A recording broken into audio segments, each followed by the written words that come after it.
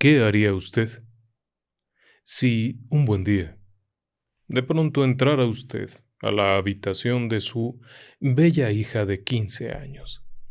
Abre la puerta y entra, y la encuentra flotando sobre de la cama a unos 15 centímetros del colchón, mientras que ella sigue durmiendo. Quédese y le platico qué fue lo que hizo el papá de esa chica.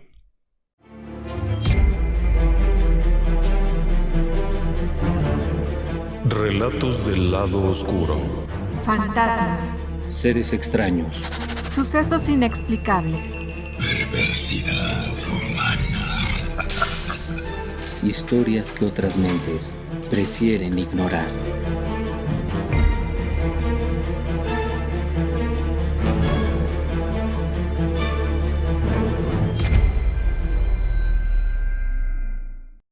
Regresemos en el tiempo a Londres.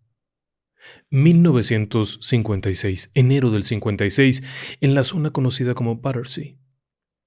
Es una zona de casas, sobre todo esta calle, el Wycliffe Road, es una zona de casas que tienen algunos años. Las personas ahí se conocen todas, es muy cercano el trato. Además, Londres todavía se está recuperando de la guerra. Claro que hay un ambiente de mucha alegría y de mucha fiesta porque la guerra terminó en el 45, unos 11 años atrás. Y ahora ya se puede estar tranquilo. La gente ha regresado a sus actividades cotidianas. La economía está bastante bien. La vida es buena, vamos a decirlo de esa manera.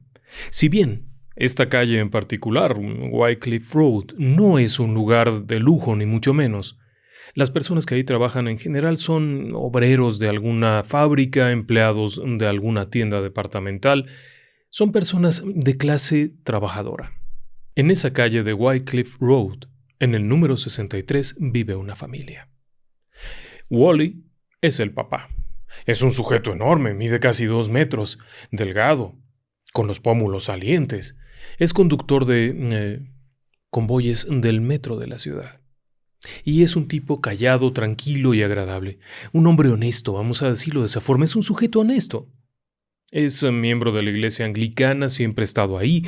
Es muy cercano a los ministros, siempre está pendiente de algún amigo, de alguien enfermo. Es una buena persona. Su esposa es Kitty.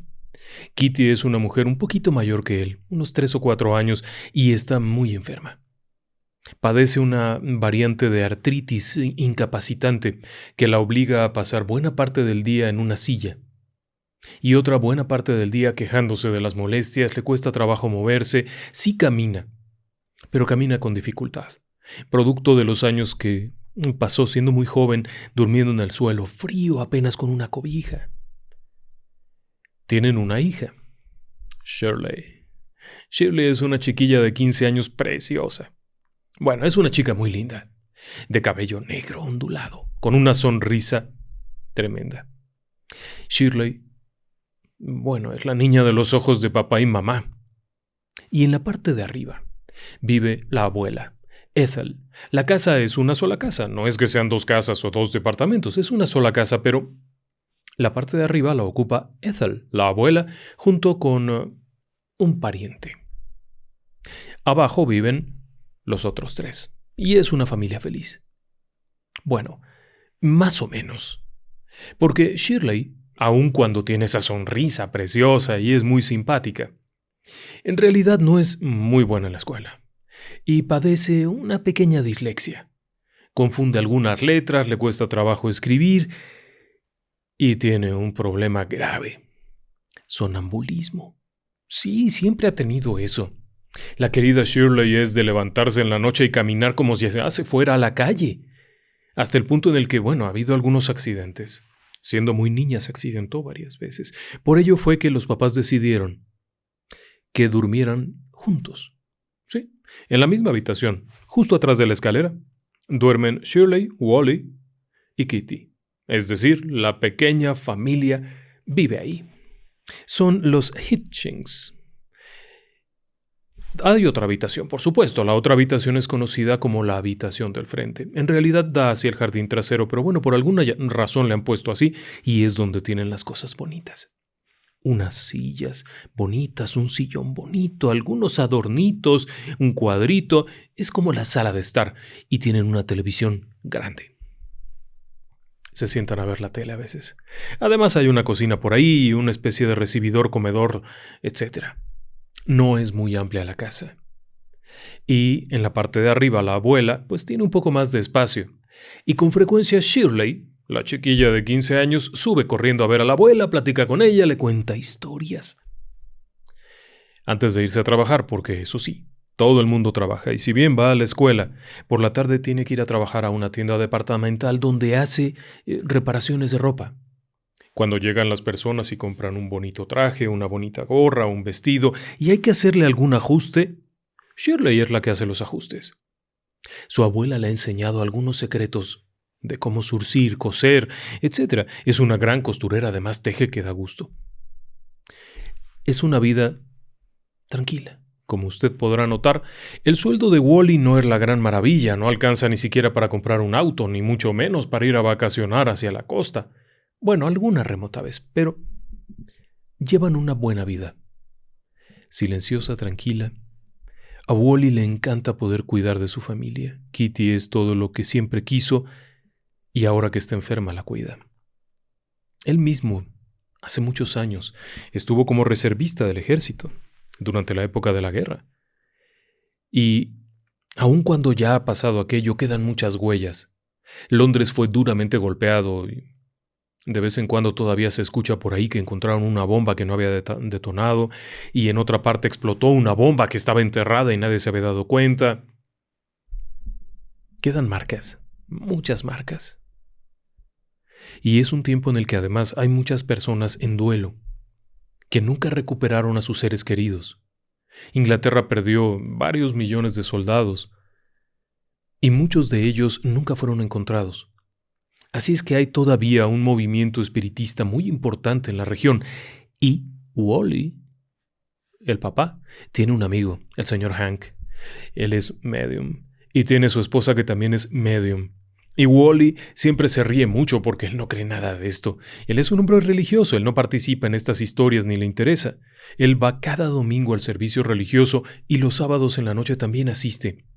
Y entre semana, Kitty también va a la iglesia. Son personas de fe, no practican esto, no saben nada de espiritismo y a él le da mucha risa cuando Hank comienza a explicarle que en una sesión él oyó, él vio, él sintió y pudo contactar a los padres del joven muerto en el Canal de la Mancha. Son varias cosas. Pero como le decía, la vida va bien. Aquella tarde después de la escuela, a principios de febrero de 1956, y con las botas invernales puestas, el abrigo, la bufanda, Shirley, como siempre, entra risueña, alegre, diciendo disparates porque como confunde las letras a veces dice una cosa por otra, y sale de su habitación, es decir, la habitación que comparte con papá y mamá, llevando consigo una llave. Es una llave no muy grande, es una llave unos 5 centímetros, plateadita, de tubo, de esas antiguas que se usaban para abrir, por ejemplo, el armario de la abuela, la vitrina del comedor. Es peculiar. Ella no recuerda haber visto esa llave nunca. Pero, por no dejar va y le pregunta a su mamá si ella sabe de dónde es. La mamá no lo sabe. Después va y le pregunta a Ethel, la abuela, si es que ella sabe de dónde viene aquello. Ethel le dice que le parece conocida porque se parece a las que se usaban antes, pero ella no tiene ninguna cosa que use una de esas. Y van y hacen la prueba con uno y otro. Tenga en cuenta que durante la guerra la gran mayoría de las casas de esa zona fueron de alguna manera afectadas, por lo tanto tienen muebles no tan antiguos. Cuando llega Wally, pues también hay que preguntarle. Y Wally no ha visto esa llave nunca. Él nunca ha tenido algo que tenga una llave tan pintoresca. Bueno, van a cenar, colocan ahí la llave y todo el mundo sigue con la vida, sin saber, sin darse cuenta que aquella tarde, en esa casa del número 63 de Wycliffe Road comenzaba uno de los fenómenos paranormales más extraños y longevos de la historia reciente. Porque a partir de ese momento, la casa comenzó a sufrir un fenómeno denominado poltergeist. Seguramente usted sabe lo que es un poltergeist. Es un fenómeno ruidoso, es un fenómeno que genera un montón de fenómenos de movimiento, de ruido, de cambio de objetos, desapariciones, aportaciones. El término se acuña con un significado similar al de fantasma ruidoso. En realidad siempre ha habido muchas dudas sobre lo que es realmente un poltergeist. Por una parte, los parapsicólogos que estudian el comportamiento de la mente, la materia y la interacción extrasensorial de esto, sostienen que se trata de un fenómeno parapsicológico, dentro de la gama de los psi-kappa. Por otro lado, los espiritistas y la gente que investiga en el terreno de lo paranormal, de lo fantasmal, sostienen que se trata de una presencia que genera esos efectos. Una diferencia central entre ambas opiniones es que unos consideran que el fenómeno es provocado por un ser desencarnado, en tanto que los otros consideran que se trata de un fenómeno causado por la mente humana. Y comienza el fenómeno. Al principio solo eran estos golpes.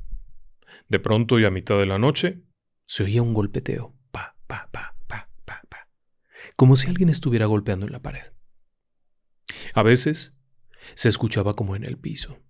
Otras veces, en la puerta, en la cajonera, por abajo de la cama, parecía que alguien estaba golpeando. Golpecillos a veces más fuertes, más débiles. A veces, mientras la familia está sentada a la mesa tomando la comida o la merienda, se escuchan golpes en la propia mesa. No falta el momento en el que Wally se levante y mire de dónde viene y le pregunte a Shirley, ¿tú lo estás haciendo, niña? Y ella responda, no, de ninguna manera. En otras ocasiones, el ruido viene del lugar donde está Shirley, de abajo de su silla. Y cuando vuelven a preguntarle ¿qué estás haciendo? Porque hay ese ruido, ella responde yo no lo estoy haciendo. Por supuesto, Kitty, la mamá, no puede, ni siquiera alcanza ahora a tejer, porque con la artritis está muy mal. El ruido a veces es tan fuerte que se vuelve molesto. Y Wally, que es un hombre de casi 2 metros, en ese momento tendrá unos 48 años, bromea gritándole «¡Silencio, Charlie Boy!». Es un londinense, no se enoja, no pierde el control, se mantiene estoico, y con aquella voz profunda y simpática le dice «Ya basta, Charlie Boy, déjanos en paz». Otras veces, platican y se ríen diciendo que se trata de Spooky Willie. Es una broma que hacen entre ellos. A pesar de que aquello resulta muy extraño, no resulta atemorizante. Por lo menos no lo resulta en aquellos primeros momentos. Claro que se hace lo de siempre. Mandaron traer al tipo que arregla las tuberías para ver si no era eso, porque a veces parecía que era un tubo con agua que estaba gorgoreando, pero no era eso. Después fueron a preguntarle a la vecina. La vecina los conoce de muchos años, y la vecina les asegura que no son ellos. Y estando con la vecina escuchan que el ruido ocurre en la casa de los Hitchins, es decir, en el número 63, la casa de Shirley, Wally y Kitty. Y casualmente los 3 estaban con la vecina cuando se escucha cómo golpetean allá, como si alguien estuviera, por supuesto van rápido para allá, y la vecina viene con ellos. Abren la puerta, entran en este espacio pequeño que es el recibidor, comedor y demás, van hacia la cocineta, las recámaras, la sala principal donde están aquellas cosas bonitas que siempre ha guardado Kitty. No hay nada. Pensaron que quizá el pariente que vive arriba con Ethel y cuyo nombre no es prudente mencionar porque no autorizó que así fuera, van allá y resulta que ahí no hay nadie tampoco. Ethel no está y el pariente tampoco. El fenómeno no se vuelve agresivo en ese momento. Sin embargo, sí se vuelve muy incómodo porque a mitad de la noche, de pronto, se vuelve una locura. Es como si alguien con un martillo estuviera golpeando a las 12:30, 1 de la mañana. Pero aquello ha comenzado desde las 9 de la noche. No es la hora del diablo, no. Empieza a veces a las 8, 9 de la noche y comienza suavemente. Así es que para la 1 de la mañana ya los tiene locos. Hasta el punto en el que Kitty tiene estas ojeras que la hacen lucir pintoresca. Y arriba Ethel asegura que ahí no es.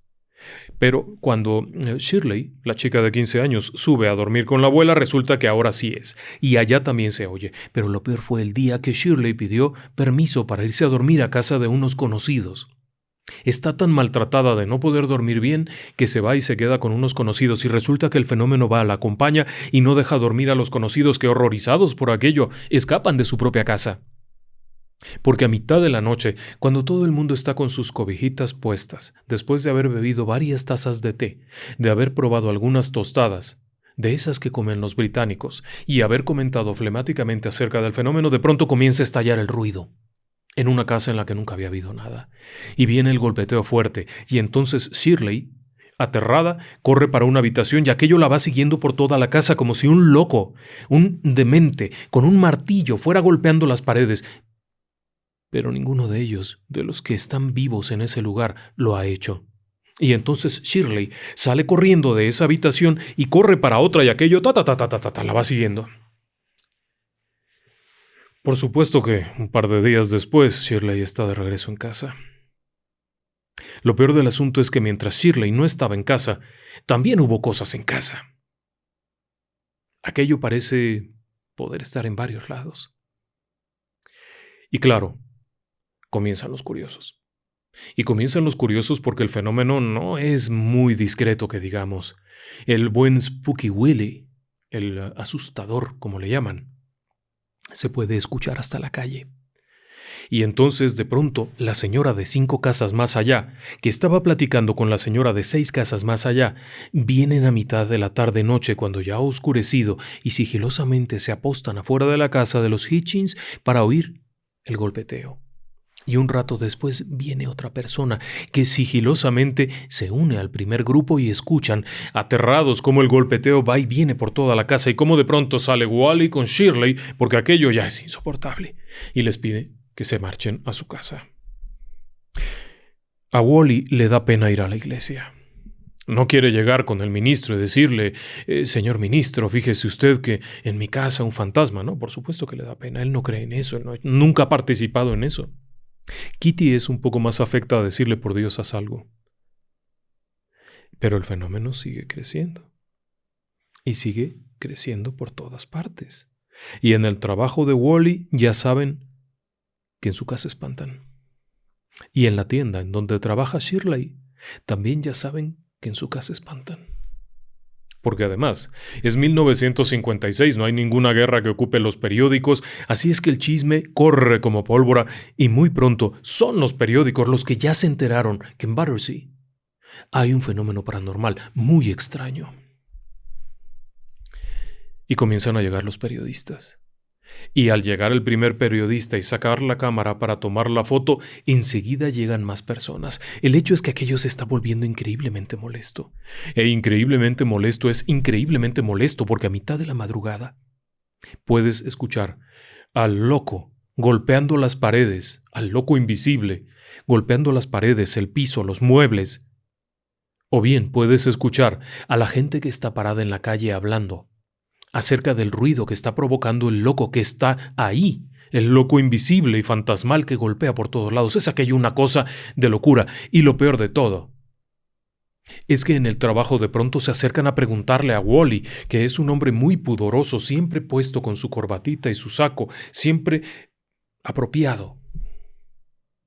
Y de pronto llegan y le dicen cómo van las cosas, qué ha hecho el fantasma. Se le cae la cara de vergüenza. Y es entonces cuando ocurre aquello. El 18 de febrero ya ha transcurrido algo más de un mes desde que iniciaron los problemas. Shirley se va a su habitación y está descansando. Kitty está también en la habitación, ya está recostada. Abajo están Wally y el pariente cuyo nombre no se ha revelado, platicando de algo. Cuando de pronto escuchan a Shirley que llama pidiendo que alguien venga. Cuando entran en la habitación, en medio del golpeteo que se escucha en diferentes paredes, se topan con que Shirley, la chica de 15 años, la niña bonita de la sonrisa encantadora, está en la cama, se ha quitado las cobijas de alguna manera, pero es invierno, hace frío, y no tiene cobijas, ni sábanas, ni nada, está con el camisón. flotando, unos centímetros arriba de la cama. Por supuesto que se espantan horriblemente porque aquello está tocándola. Lo que sea que está ocurriendo, la ha sujetado y está flotando en el aire. Cuando todo esto ocurre, Kitty se despierta también y aquello se vuelve una locura. Instantes después desciende sobre su cama.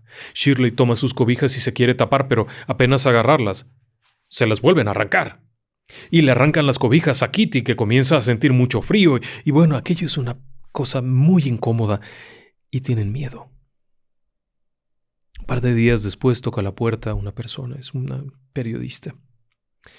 Ross Birch. Es un reportero del Southwestern Star y llega con la idea de entrevistar a la familia. Cuando le platican lo que está ocurriendo, a él le viene una idea. ¿Por qué no le preguntamos al fantasma quién es? A nadie se le había ocurrido que si puede golpear quizá pueda contestar preguntas. Y a este periodista se le ocurre preguntar. Y lo primero es decir en cuello: ¿quieres contactar con nosotros? Si estás de acuerdo, vamos a poner sí dando un golpe y no dando 2 golpes. ¿Estás de acuerdo? ¡Pum! Un solo golpe. Acto seguido le preguntan: ¿eres maligno? ¡Pum, pum! No, no soy maligno. ¿Podemos ayudarte? ¡Pum! Sí. ¿Nos das algún mensaje para Shirley? Sí. ¿Ahora nos lo darás? No. ¿Cuándo nos lo darás? ¿Mañana? No. ¿El domingo? Sí. Hay una serie de cosas ahí. Y siguen con las preguntas. Es un juego interesante, porque Shirley está por ahí, la mamá está por ahí, el papá está por ahí, pero las respuestas van ocurriendo en diferentes muros. No es en el zapato de Shirley. Cuando el artículo salió a la luz pública, todo el mundo dijo: la niña está haciendo trampa. Y con el dedo golpea. Otro en el dedo y hace que parezca que hay un golpe por ahí, pero no es cierto. Ross declararía que así no era. Los golpes estaban de pronto en esa pared, de pronto en esa otra, de pronto por acá, por allá. Y la plática con el fantasma, al que habían conocido como Spooky Willie o como Charlie Boy, sigue adelante y de alguna forma empieza a revelar datos, asegurando ser la tatarabuela de Shirley. Pero luego se contradice y asegura que en realidad no. Que en realidad su nombre es Donald y que fue compañero en la primera infancia de Shirley y que por eso está ahí. A partir de este momento, el fantasma sería conocido como Donald. Y, por si acaso, esta entrevista para un periódico sería considerada como la primera entrevista fantasmal. Sí, un periodista, un reportero entrevistando a un fantasma. El caso va más allá porque incluso Ross Birch llegaría a quedarse en la casa y sería testigo de los fenómenos. Pero esto, obviamente, cuando sale a la luz pública, provoca una luz de preguntas, de reporteros, gente que va, que viene. Wally está desesperado. Wally es tan serio, el papá, que no quiere meterse en broncas, que no quiere tener problemas con esto y tiene miedo. Porque, ¿cómo confiaría usted a un hombre que asegura tener un fantasma en su casa? ¿Cómo le confiaría a un tren cargado de personas del subterráneo? ¿Qué credibilidad puede tener para seguir conduciendo un convoy lleno de gente? Por su parte, Kitty no quiere saber nada, quiere estar tranquila. La única que parece entender un poco de este tema es Ethel, la abuela, pero Shirley es la comidilla en la escuela. Le ha afectado y no han pasado más allá de 2 meses, cuando las amigas ya no le hablan, cuando en la tienda prefieren que ella ya no hable con los clientes. Mejor le llevan la ropa y le dicen exactamente qué tiene que hacer, porque como ha salido en el periódico y le han tomado una foto, todo el mundo se da cuenta. ¿A qué voy con esto? A que no están ganando nada. Si se lo han inventado, pues les ha ido muy mal con el invento. Porque ahora no solo no duermen por el fantasma, sino que no duermen porque a toda hora alguien toca la puerta. Llega una cantidad increíble de santos, de mediums, de paragnostas, de hechiceros, de carroña. Gente que quiere cobrarles por deshacerse del fantasma, gente que quiere pagarles a cambio de poder quedarse con el fantasma. Es una locura. Hay acusaciones en contra de Shirley asegurando que es una tramposa y que todo lo hace por dinero. La realidad es que no es así. Son una familia común. Son personas normales. Shirley es una persona callada, agradable, que no merece este trato. Y sí le pagaron. Le pagaron los gastos de viaje para una entrevista en la BBC de Londres. La fabulosa cantidad de dinero que le alcanzó para pagar el transporte y una comida, la suya. A partir de ahí no hubo ninguna regalía, ninguna historia fantástica, no se vendió para una película, ni mucho menos. Ahora es cuando ha habido algún movimiento al respecto, en su tiempo no. Como sea, las cosas siguen, y el amigo aquel, Hank, el señor Hank, el medium, se ofrece a ayudar gratuitamente. Él y su esposa son sensitivos, saben de esto, pueden colaborar a expulsar aquella presencia y por supuesto Wally, con toda la pena del mundo, pero con la preocupación, acepta. Hank asegura que la mejor manera de arreglar esto es realizando un exorcismo, expulsando a aquella criatura, aquel ser que está molestándoles, porque eso sí, molesto sí es. En este punto no se puede saber si es peligroso o no, pero molesto, es terriblemente molesto porque a cualquier hora del día o de la noche ahora ya le da por golpear. A veces contesta las preguntas, a veces no, a veces los ignora y sigue haciendo ruido solamente. Pero además sigue habiendo estas cosas feas. De pronto un día el reloj de Shirley, que es todo su orgullo, desaparece y cuando le dicen por Dios devuélvelo, lo devuelve pero roto. Alguna vez también desaparece un reloj muy fino que era de la mamá de Kitty y no lo encuentran por ningún lado. Cuando le dicen que por amor de Dios devuelva aquello que es importante que para la mamá, que es muy querido, y aparece exactamente en el lugar que acababan de limpiar y buscar, ahí está. Objetos pequeños todo el tiempo, el manojo de llaves, el lápiz que usa la niña para la escuela. Incómodo sí es. Pero evoluciona. Conforme se le vuelven a hacer nuevas preguntas, va dando algunos datos, va diciendo que por aquí, que por allá. Cuando se realiza el primer exorcismo con Hank, deciden hacerlo fuera de la casa. Y escogen la casa de Hank, en donde aseguran que hay protección. El ejercicio como tal suma 2 o 3 personas, va a estar Wally, Shirley, Hank, su esposa y algunos reporteros que se han colado. Comienza la sesión y de pronto se toman todos de las manos. La idea es invocar a esta presencia y ahuyentarla, sacarla. Que se vaya. Están agarrados. Comienza a haber esta voz profunda. Hank empieza a entrar en una respiración pausada, profunda. Se le está viendo cómo va cambiando su semblante, cómo de pronto se está sumergiendo en aquella especie de sopor, en esta especie de trance, cuando de pronto comienzan los golpes. Pero muy fuertes, son muy fuertes hasta el punto en el que se abre la puerta. Y hay 2 policías ahí, quienes vienen a investigar porque hay una acusación de que están haciendo una misa negra en esa casa. Una reunión de hechicería, y hay una ley británica que prohíbe eso. Así es que los policías entran e interrumpen todo. Los periodistas se quedan pasmados, todo el mundo se queda sorprendido. Interrogan aquí, interrogan allá, preguntan, van, vienen, les explican que es una sesión espiritista privada, que están haciendo una reunión de contacto, no un acto de brujería. Finalmente, después de mucho rato, los policías se van, pero llevan el reporte. El exorcismo continuaría y aparentemente funcionó. Durante un par de días hubo cierta tranquilidad en casa, pero obviamente las cosas no se quedaron ahí, porque el hecho de que la policía hubiera intervenido generó que este caso comenzara a crecer como la espuma y que llegara al Parlamento británico. Sí, en pleno Parlamento británico se discutió lo que estaba ocurriendo en Battersea, en la casa de Wycliffe Road.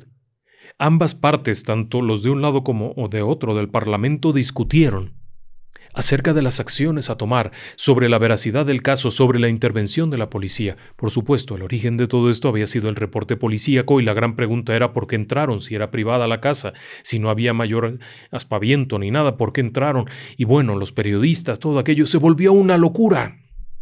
No solamente el fantasma había sido interrogado por un periodista, sino que además el Parlamento británico, el mismo Parlamento británico que había estado discutiendo temas relacionados a Adolfo Hitler y la guerra, el mismo Parlamento británico que había concedido la independencia de la India y estaba hablando acerca del fantasma que habitaba la casa de Wycliffe Road.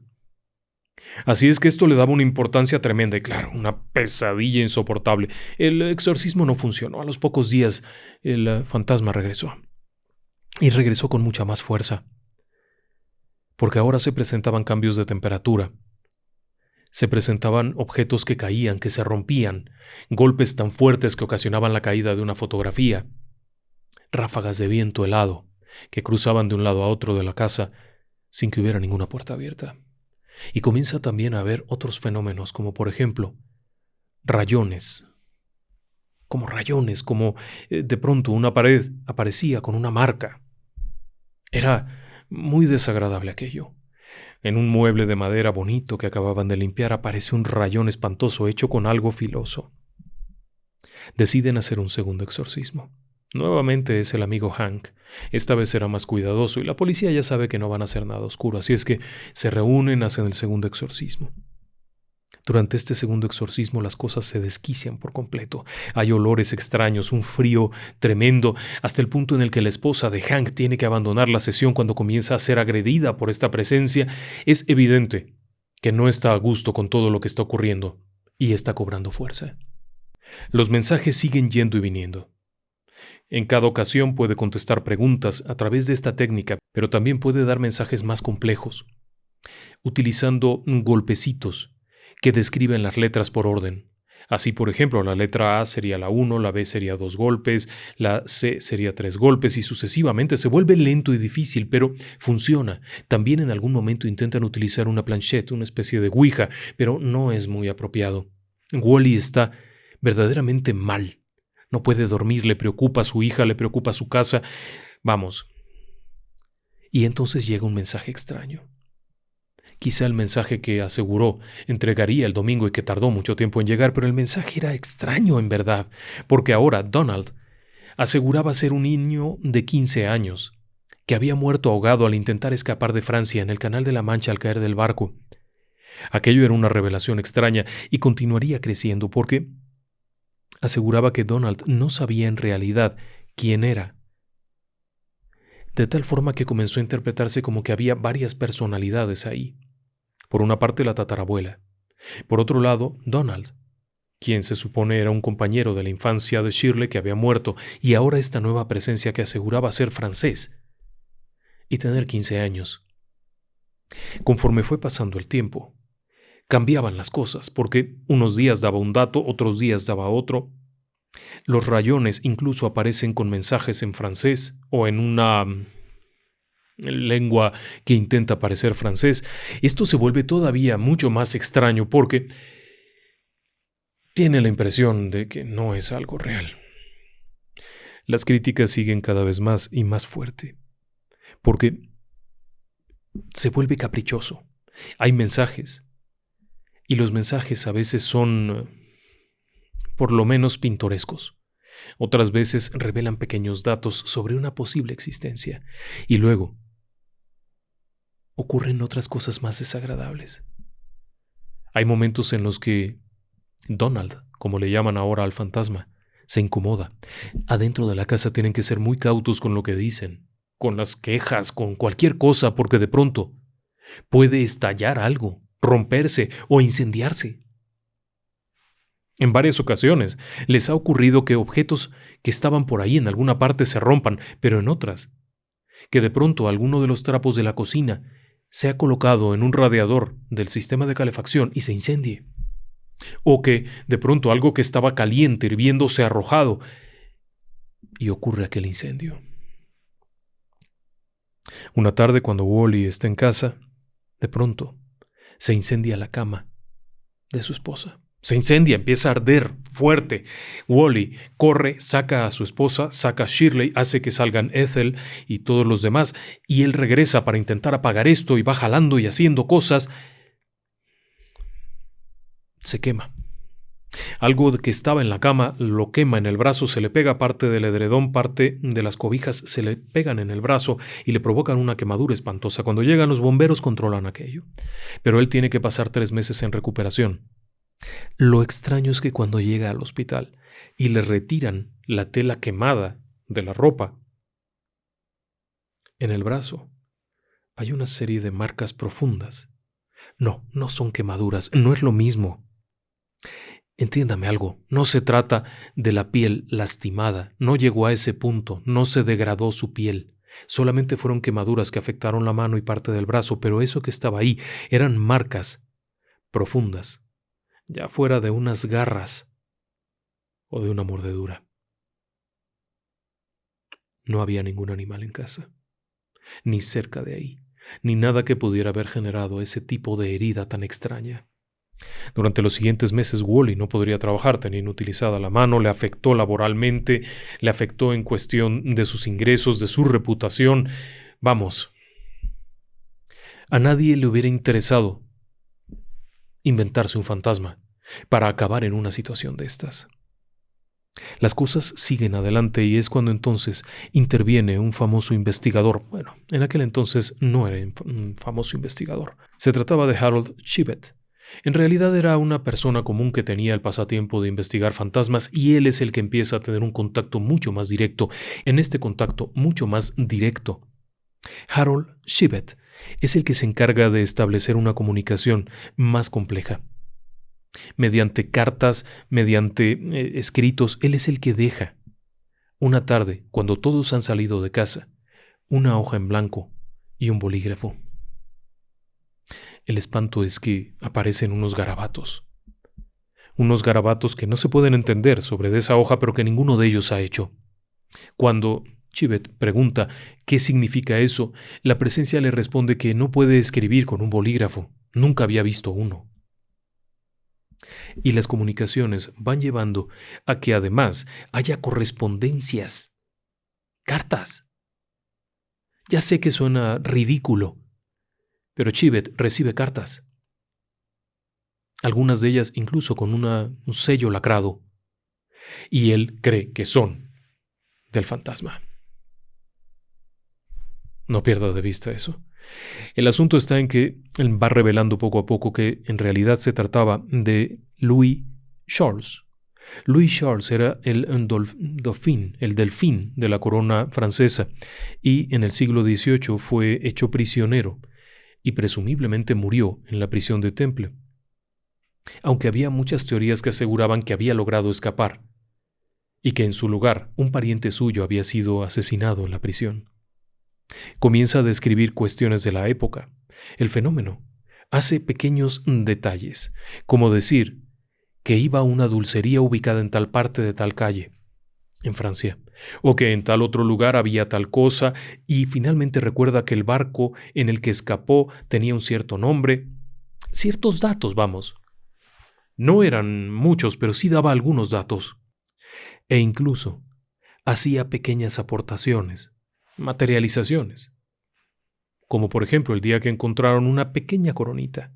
Era una pequeñísima coronita, un detalle, como doradito con unas piedritas, algunas monedas inusuales, unas estampillas postales que nadie había comprado, cosas similares, pero quizá lo más absurdo de todo eran las cartas, largas cartas con una correspondencia complicada.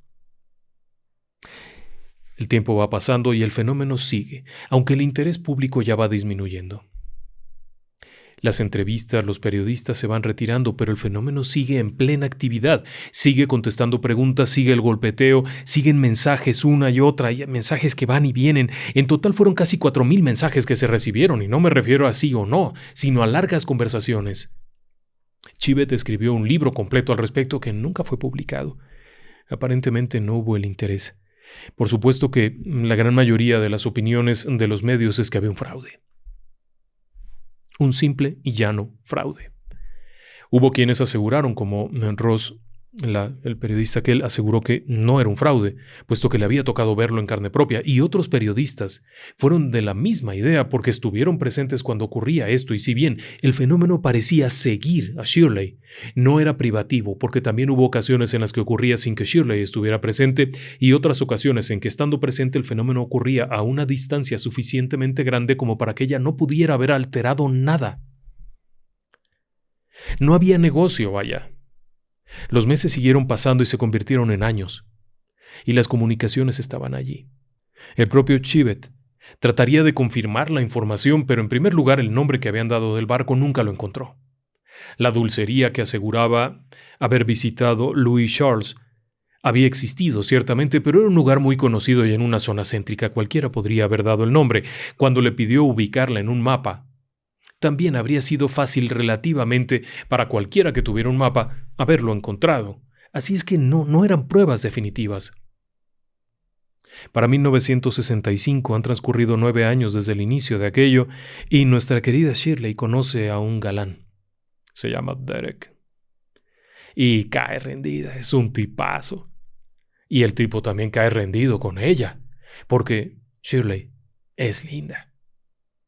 Una noche salen a dar la vuelta con unos amigos, van aquí y allá a escuchar música, regresan en un cochecito, Cuando Shirley se baja, su mamá está sentada en la puerta y a un lado en su silla, con cara de pocos amigos. Se queda viéndola un momento, después ve a otro lado, se quedan viendo mutuamente y después ella le reclama. ¿Qué estaban haciendo en el coche? Resulta ser que estando allí, mientras ella compartía un momento de intimidad con Derek en el asiento trasero del automóvil, el fantasma aquel, Donald, le estaba diciendo a su mamá, por medio de golpecillos, lo que estaban haciendo Shirley y Derek en el coche, y por supuesto se le armó la gorda. No era necesario que la vieran, el fantasma estaba allí. Bueno, aquello fue una pesadilla, porque cada vez que iban a alguna parte algo ocurría. Afortunadamente Derek era un tipo que quería mucho a Shirley, y en 1965, a finales de aquel año, se casan. Y el fenómeno disminuye significativamente. No pierda de vista este detalle. Disminuye significativamente y sigue disminuyendo para el 67, cuando Shirley y Derek se mudan a vivir hacia el sur. Ya no en Londres, sino en Inglaterra hacia el sur. El fenómeno continúa bajando, y ya es esporádico. No sería sino hasta 1968 que el fenómeno desaparecería totalmente. El último mensaje que se tiene registrado fue en mayo del 68. A partir de ahí no hubo más. Shirley tendría una vida bastante buena. De hecho, la última entrevista es relativamente reciente. Y fue una entrevista puesto que se va a sacar una serie de televisión a partir de una cadena británica en donde se narrarán aquellos acontecimientos. Últimamente ha dado varias entrevistas en las que asegura que esto era una pesadilla, porque no se podía saber si en realidad esto era gentil y amable y divertido como parecía, o mortal. Teniendo en cuenta lo que le había ocurrido a Wally y su padre, aquello podía ser verdaderamente mortal. En cuanto a la casa, en el año 67, las familias que habitaban en Wycliffe Road tuvieron que ser trasladadas hacia otros lugares y el lugar fue demolido en su totalidad y reurbanizado. Así que la casa del poltergeist de Battersea no existe más.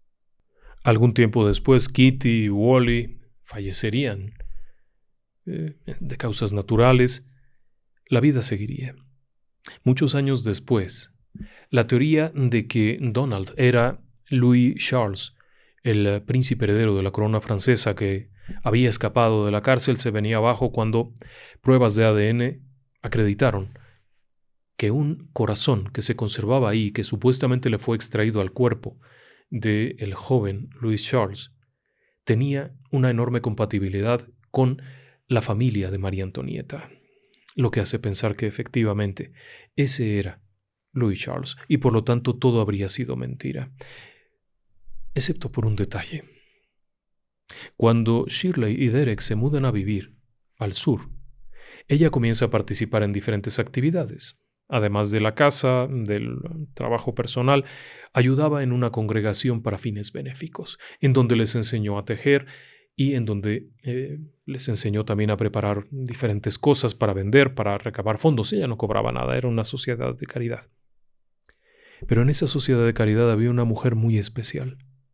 Una mujer que tenía, entre otras características, ser vidente, una medium. Una tarde, cuando Shirley va entrando al recinto, llega, saluda a todos, ¿cómo están? No sé cuánto. Esta mujer la llama, que se siente. Se sienta y aquella mujer le pregunta, oye, perdona, ¿tienes un hermano menor? Y ella responde, no. ¿No tienes un hermano menor que falleció?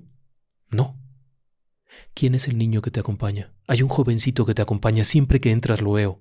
Viene atrás de ti, viene vestido con un trajecito así, y así le describe a una persona en ropa antigua. ¿Extraño? Por supuesto. Ahora, ¿qué pasó en el fondo? Nadie le metió mano al caso, nadie investigó, sí, por supuesto. Punto número 1, las cartas. Las cartas fueron de dos formas distintas. La primera de ellas era una caligrafía inusual, garigoleada y propia de una persona que acostumbra escribir con algún tipo de pluma fuente o con algún tipo de plumín diferente a un bolígrafo o a una pluma actual. La caligrafía era muy rara. Las siguientes cartas correspondían mucho a la caligrafía de Shirley porque, de hecho, también presentaban un cierto grado de dislexia. ¿Fraude? Espera un momento. La coronita aquella que encontraron resultaba ser una pieza decorativa de una espadita, de juguete o algo similar y no era mayor de 30 años. Los datos que había proporcionado el supuesto fantasma nunca pudieron ser corroborados. No había manera. ¿Significaba esto que todo era un fraude? ¿Que todo había sido producto de una estafa? Wally había puesto en riesgo su trabajo. Estuvieron a punto de quedarse sin un solo peso encima, sin ingresos, sin una forma de supervivencia, porque se desacreditó completamente. Shirley perdió muchos amigos y fue criticada y sufrió bullying por ser la chica del fantasma. Así que cuando se mudaron al sur de Inglaterra, en donde nadie los conocía, aquella mujer no tenía forma de reconocerla y de saber que ella era la niña del fantasma de Battersea. Porque además su peinado había cambiado y su apariencia en general también. Más aún, no tenía nada que ganar. Nunca vendió una entrevista, no vendió los derechos. Ningún periodista le dio ni siquiera unas monedas por entrar a su casa. Lo único que querían es que aquello desapareciera. Por lo tanto, ¿qué sentido tendría haber resultado tan afectado por un fenómeno que se habían inventado y que podían además haberlo roto y acabado con esto en cualquier momento? Simplemente tenían que dejar de hacerlo y sin embargo durante los siguientes 12 años hasta 1968 siguió estando presente el golpeteo y el te corro por aquí, te corro por allá, y cuando estaban en casa con Derek era una maldición. Ya sabe usted a qué me refiero. En el momento importante, ta ta ta ta ta ta ta ta ta ta ta ta ta ta ta. Así que no ganó nada. Vayamos al terreno de lo paranormal entonces y vemos dos o tres cosas. Primero, no era una sola presencia. Algo había desatado el fenómeno. Normalmente los fenómenos poltergeist, como este que le he descrito, están relacionados con una persona joven en etapa de transición. O bien con una persona mayor igualmente en etapa de transición, pasando de una etapa de la vida a otra. Pero generalmente se trata de jovencitas o jovencitos entre los 15 y 16 años que se encuentran bajo un estrés especial y que resultan ser un motor que propulsa esto. Nuestra querida Shirley. Shirley además era una chica especial. El hecho de que tuviese este fenómeno del sonambulismo, junto con la hipnolalia, estar hablando dormida, la había llevado a la familia a que sacrificaran su propia intimidad, Kitty y Wally, con tal de tenerla cerca y darse cuenta cuando se despertaba y comenzaba a caminar, porque iba caminando hacia la calle, hablando, se caía. Obviamente, no era una persona absolutamente neurotípica. Y el hecho de no ser una persona absolutamente neurotípica también implica que ciertos fenómenos sean mucho más activos en presencia de estas personas. Otros casos similares de poltergeist parecidos tuvieron siempre como motor principal a una jovencita o un jovencito.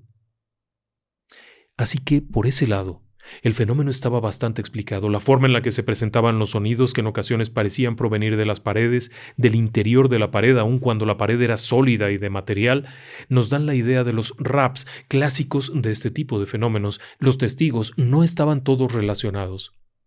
Los periodistas tenían la intención de demostrar el fraude, y más de uno salió corriendo a mitad de la noche al darse cuenta que no había fraude, sino que estaba siendo testigo de un fenómeno paranormal intenso. Hubo también algunos periodistas que aseguraban haber sido jaloneados, pellizcados, mordidos. Así que no tenía toda la apariencia de ser un fraude.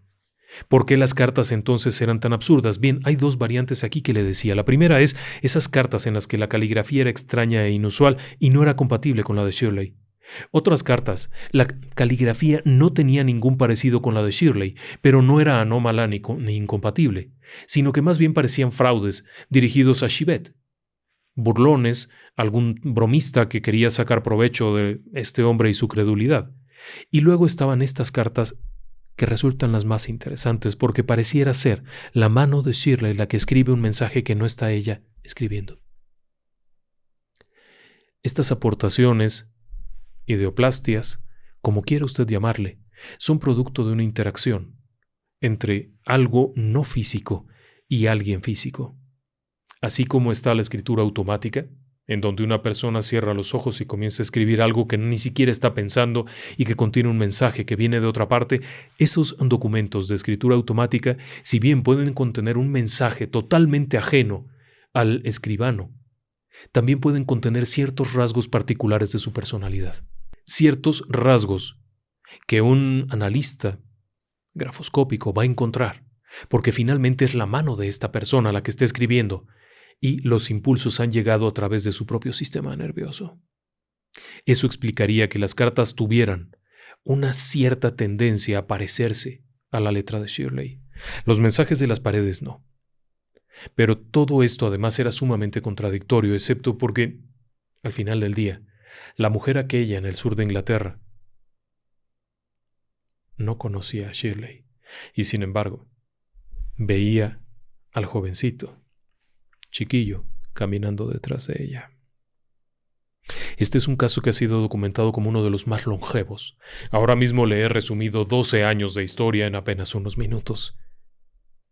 Mi opinión personal: el fenómeno estuvo dividido en 3 o 4 etapas. La primera sería el fenómeno natural, el fenómeno que se fue formando en la casa. La sensibilidad especial de Shirley, su condición atípica, neurológicamente hablando, habría sido un factor predominante para que aquello ocurriera en un momento en el que estaba en una etapa de cambio de la infancia hacia la adultez, y esto le permite a un fenómeno hacerse evidente. El primer fenómeno, Spooky Willie, Charlie Boy, como quieran llamarle. Después viene una segunda etapa en la que hay otras presencias que se han ido acercando. Ya sabe usted que cuando alguien ve algo puede ser visto, y obviamente aquí esto atrajo otras, entre las cuales podría haber estado alguien que se presentaba de forma violenta, el que muerde, el que incendia. También estaba el que mandaba mensajes románticos, el curioso, el chistoso, el bromista. Este fenómeno tenía muchas facetas, no era uno solo. Y luego, claro, estaba la etapa de Chivette, el investigador, el que recibía las cartas lacradas, cuyo sello, por cierto, nunca existió, porque el sello que se usó para lacrar las cartas resultaba ser un botón militar, de un uniforme, algo muy cotidiano. Así es que había una etapa en la que hubo un burlón, alguien que jugaba bromas, engañaba y mandaba cartas. Bien, desechémoslo. Y por último, el niño que acompañaba a Shirley. En mi opinión, algo real ocurrió ahí. ¿Usted qué piensa?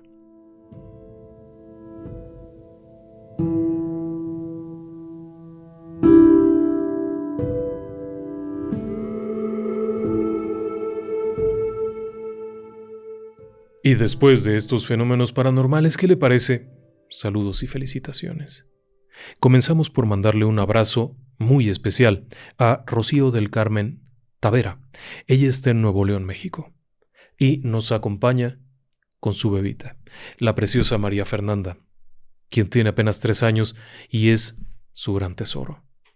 Cuídela, hágala crecer, transmítale la confianza de ser querida. Transmítale ese conocimiento suyo de madre, esa suavidad y el valor para enfrentar la vida. Y si puede, pasen a ver Cuentos de Bandera Blanca, que le va a gustar mucho. También queremos felicitar a Patricia Sosa. Patricia Sosa está cumpliendo años en Chimalhuacán, México, y a ella la felicita su hija, Patti. Así es que va para allá. Un fuerte abrazo a ambas. Gracias por ser nuestra compañía. Gracias por estar con nosotros cada noche. Y claro, Andrés. Andrés es un amigo que tiene un canal, es un colega youtuber que tiene un canal que se llama Shina Gameplays. Y bueno, hace videos de muchas cosas y está cumpliendo años en Madrid, España. Así que va el abrazo para allá. Muchas gracias por acompañarnos, Andrés. Una lista que tengo por aquí nos dice que Patricia Escalante está cumpliendo años. Regina Minero, que es una excelente hija, una excelente hermana y una gran estudiante y nos enorgullece enormemente que nos acompañe. Annie Bonny, que está cumpliendo años también. Susana Artigas, que está en Escocia y desde allá nos acompaña a la tierra del lago Ness. Carlis Beugas, que está en Buenos Aires, en Argentina, y desde allá también le mandamos una enorme felicitación por su cumpleaños. Para Susie Salk, que está en California, Estados Unidos. Edgar Mendoza, Jess Mendoza, Claudia Fuentes, que está cumpliendo 50 primaveras y lo hace escuchando Relatos del Lado Oscuro. Muchas gracias. Para la mamá de Ángeles Márquez. La señora Márquez está cumpliendo 104 años. Nos da mucho gusto saberlo, le felicitamos y deseamos muchísimos años más, los que ella quiera vivir y que viva plenamente. Así es que va el abrazo fuerte. Gracias por acompañarnos. Muchos saludos, por supuesto. Karina Pinasco en Buenos Aires, Argentina. Lugar muy bonito. Muchas personas de Buenos Aires nos acompañan y eso nos da mucho gusto. Eric Ramos Martínez de parte de Ángel Gabriel Ramos Rosales, que siempre nos acompañan. Paula Monticelli, que está en Argentina. Marcela Peralta, que también está en Argentina. Un saludo para Moisés Jiménez de parte de su papá, Marion Jiménez. Y aquí tengo para Virginia Amanda Sauto y Alexander Pardiñas Alba, que están en Madrid, España. Nos acompañan también muchas personas de por allá. Poncho Martínez saluda a su esposa y a su bebé, que los quiere mucho. Angélica y Genaro, fieles seguidores del canal, para Aura Elisa Gómez y su hijo. Él le recomendó el canal y ella le ha encantado y se ha quedado con nosotros. Celebramos esa recomendación. Mili Aceves y Manuel, el señor Sol. Qué padre que le digan así. Arturo Puente y su novia. Pedro Salgado Viera, que está en Ecuador. Los hermanos Fernando y José González, que están en Los Ángeles, en California, y desde allá nos escuchan. Gracias. Sabemos que hay muchas opciones. Qué bueno que nos hayan escogido a nosotros. Nos emociona saberlo. Arturo Andrade Ariza, que está en Cuautla, Morelos. Un saludo para allá. Muy buenas noches. Y que descansen en paz.